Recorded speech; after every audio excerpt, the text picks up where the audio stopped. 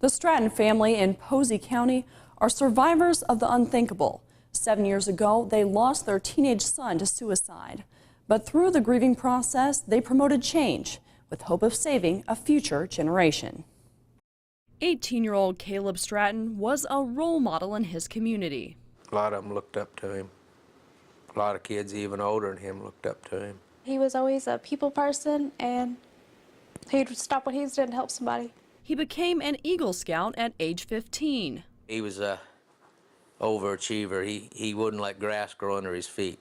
He was always after reaching for more. He was a Civil War buff. He belonged to Sons of Confederate Veterans. Since he wasn't old enough to carry a gun, he played the drum.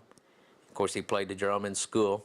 And then he picked up playing the fife, which he picked up on his own, and penny whistle.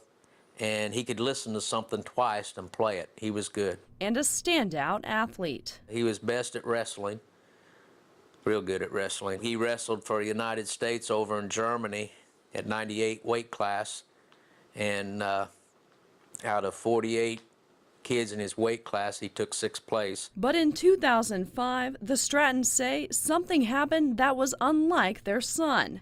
He and a group of friends were confronted at school by law enforcement for allegedly stealing food at another location. Unlike his friends, Caleb was 18. His parents weren't called to the school because of his age. I wish I would have been contacted.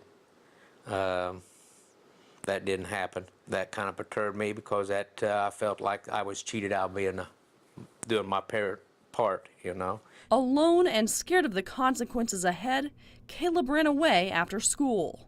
And then all I cared about was finding him. Dan Stratton spent days searching for his son, but when he found him in a secluded river camp, it was far from victorious. And a day doesn't pass where I don't see him in my mind the way I found him. And I can remember the scream. Stratton found his son's lifeless body hanging from a tree. I found his notebook, and he had wrote in there, money, go to jail, death. There's about 3 or 4 lines where he was trying to cipher out what he was wanting to do. They chose the latter.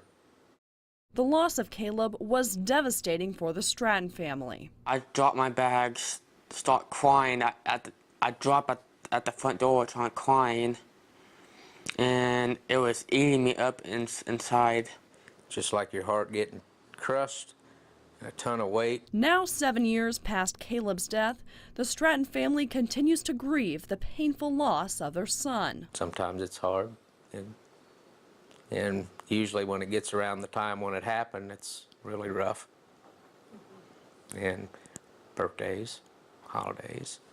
But during the grieving process, Stratton pushed lawmakers for change. Mitch Daniels passed a law that in a certain amount of time that the school has to contact the parents regardless of age. The law passed in 2007. I was happy. It was the only way I could fight for him. Although they'll always feel saddened by Caleb's suicide, the Stratton family is trying to focus on the positives. After everybody got over the shock, it's like it pulled everybody closer together.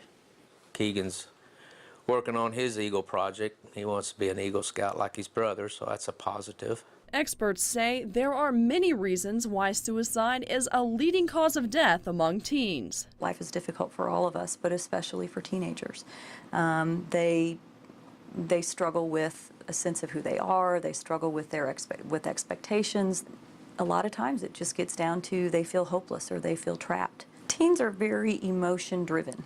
You have to think about what it would feel like for you, and then you have to take away some years of experience and some emotional development and some coping skills, and that's where they are. But when a teen decides to attempt suicide, experts say there isn't much time. Studies have shown the average time between when a teen decides they're actually going to kill themselves. They may have been thinking about it on some level, let's say for months, but the minute something happens they actually decide I'm going to do it, and that they go do it is about 7 minutes. For most families, like the Stratton family, suicide is unexpected. The signs with him, it was just like, boom, it didn't see it coming. The Stratton family hopes their loved one's story will save the lives of future generations. I don't want a parent to go through what I have. And nothing's that bad that you gotta, take your own life. It can be fixed. For more information on suicide, as well as a wide variety of local resources for those struggling with depression, suicidal thoughts, or survivor grief, go to tristatehomepage.com. Later on Eyewitness News, I dig into the issue of suicide in elderly people, and the story has a very personal side.